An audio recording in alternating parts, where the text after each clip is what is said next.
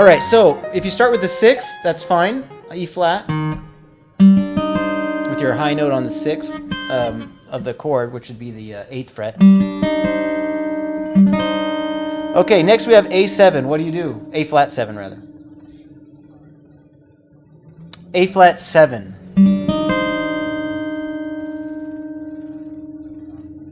If you look at the other book, I have them both open in front of me, the real book and the Henderson book. Do you see the shape that we learned? It's a bottom row, second one from the left. So you see the blue, the color, it says the number 5, and the blue is our dominant. So you have to start from the 5th to use this shape on dominant chords. The first one is a major chord. It's a 6 chord, but it's implied that it's like it would be a major 7 if it were modernized a little in the song you chose here. So like that one, you could start from the 3rd, as you did, or you could do it from the 6th. And that shape would work as a major 7 chord in either one. Now they will share that they'll have the differences in them, like does it have a 6? This one does, the other one doesn't. The other one has a sharp 11, this one doesn't. They have differences, but they all work in place of a major chord. Now the A flat 7 is not a major 7 chord, it's a dominant 7 chord. And so we have to start from the 5th. So to find the 5th, what I do is I find A flat on the B string, which is here, right? And then exactly do a power chord so that I can see it. And then I put my pinky there and make the shape. And this is what you would want for an A flat 7 chord. Cool. Next we have an F minor 7 chord. So for minor chords, we want to start with the high note being on the root. So that's going to be the 13th fret. And that will work for our F minor chord. Really nice voicing. Sounds really nice in the minor also. Okay, next we have a B flat 7. So I find B flat on the B string, make a little power chord, because that's going to be the 5th, which we need for dominant chords. And I put my pinky there, and oh, it's the same spot we just had. Right? The F is still the high note.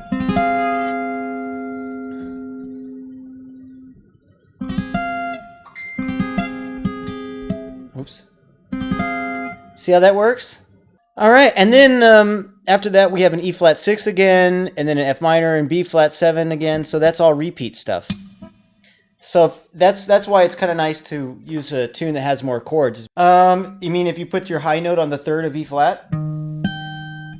Then yeah, this is what you would use in place of a major 7 chord. It's got a major 7th, a sharp 11, a 5th, and a 3rd. Has everything except the root.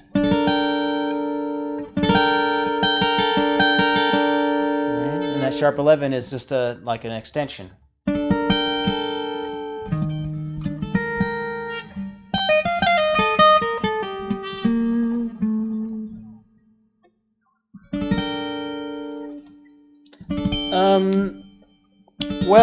We haven't done any inversions. We're just using this one shape for everything.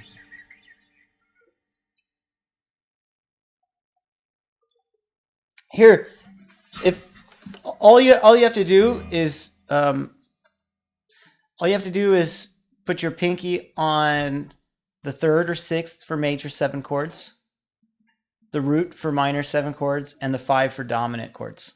That's all you got to do. If you can remember that, you don't have to think about anything else other than just where to apply it. Yeah, and then later on, after you know the shape well, you can sort of like break down the chord little by little and see what every note is in relation to the root.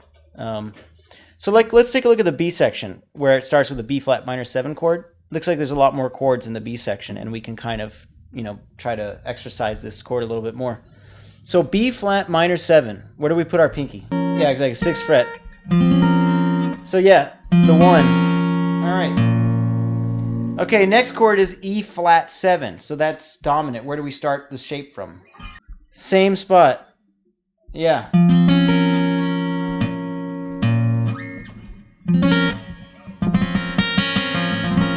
All right, next we have A flat major 7. We have two options. What's one of them? Right, let's try the third first.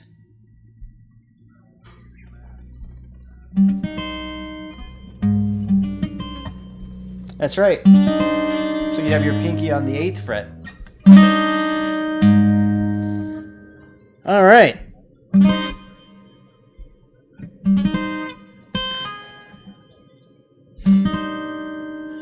Next we have A flat minor 7. So where do you put your pinky? That's right. We're gonna have an open string. Nice.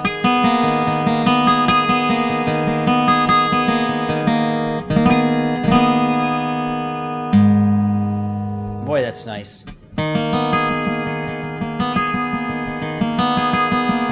It's funny how you could really find a song in a single shape. All right. So next we've got D flat 7. Where do we go?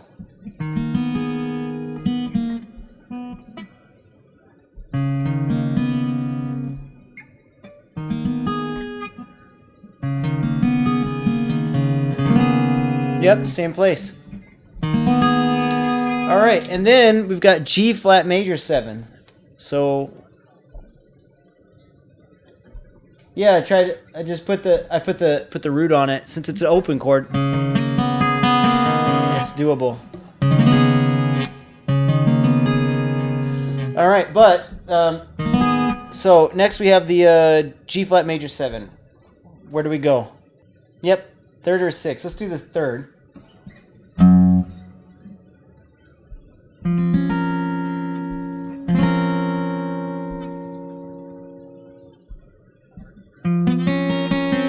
Right. So it's a 6th fret on the high string again, which is the 3rd of the G flat. All right. The other option would have been way high up, right? Because we run out of strings down low. Next we have F minor, F minor 7. So obviously we have to go way up now to the F, which is, we put our finger on the root.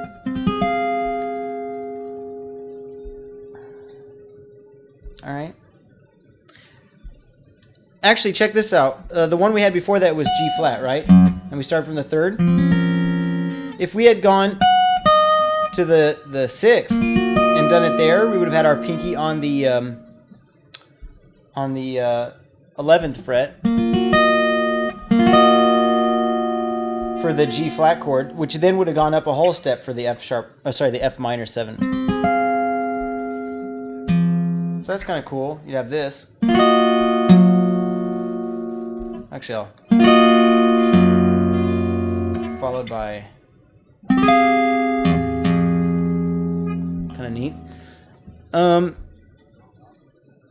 Yeah.